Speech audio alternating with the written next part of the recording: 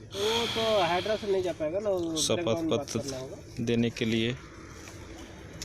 सुरेश जी बोले थे। महामहिम राष्ट्रपति को शपथ देने के लिए हमारे चयन वाइज एवं उसकी सूची किस तरह बनेगा वह हमारे रामगढ़ सीएससी के सभी साथी इस मुहिम में जुड़े हुए हैं ताकि राष्ट्रपति जी को जो शपथ देना है वो सफलतापूर्वक चला जाए और हम उन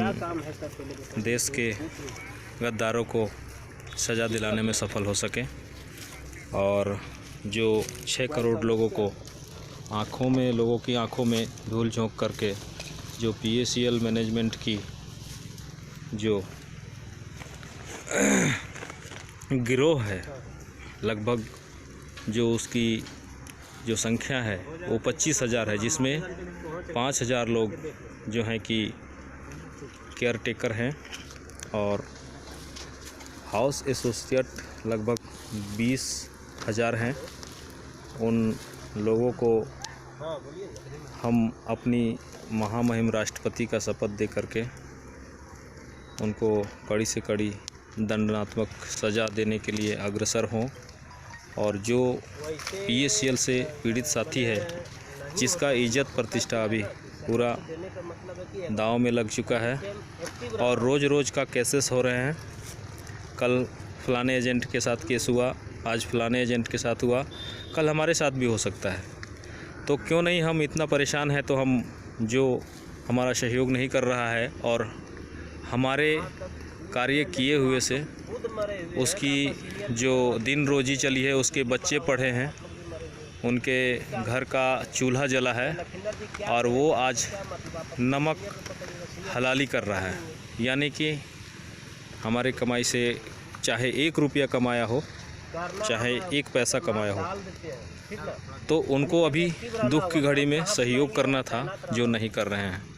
लेकिन हम उस बेईमान को, उस अपराधी को हरगिज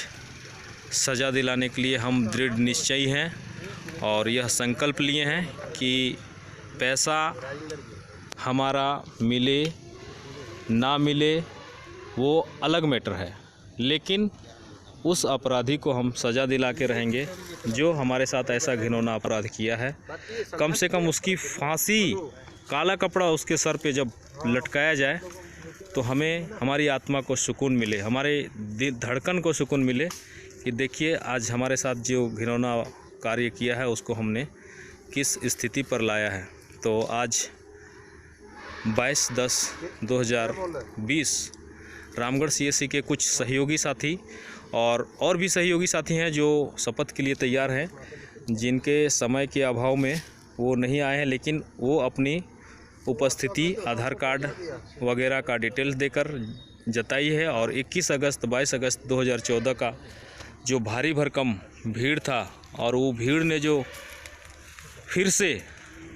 देश के लोगों को लूटा है, उसके लिए हम उन अपराधियों को छोड़ने की स्थिति में नहीं हैं और ना छोड़ेंगे। तो उसी के संदर्भ में अभी कुछ रामगढ़ के सहयोगी साथी जो राष्ट्रपति को शपथ देना चाहते हैं उसकी डाटा बना रहे हैं और हमारे साथ 11वीं रैंक के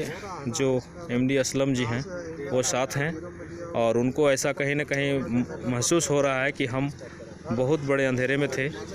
जो हमें अब उजाला की ज़रूरत है। अब वो उस अंधेरे को छोड़ के हम चलेंगे और उस अपराधी को बिल्कुल पकड़ेंगे। तो इसी संकल्प के साथ सभी लोग अभी बैठे हैं और ये रामगढ़ CSC के 334 के सभी जो 22 अगस्त 2014 की जो भीड़ थी उसको देखा है इन्होंने और उसी देखे हुए, कानों से देखा, आंखों से सुना और जो लोग मैनेजमेंट के द्वारा भेजे गए थे जिनको हम पहचानते नहीं थे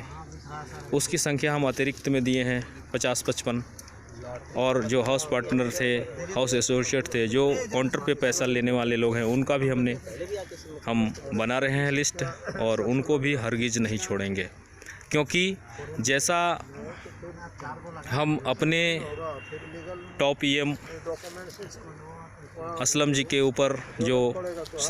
श्रीमती सुनीता देवी एम उसके पति महेश दुबे के घर हम लोगों ने जाके रिक्वेस्ट किया कि हम बहुत ही शोषित हैं, हमारे साथ सिर्फ आओ तुम,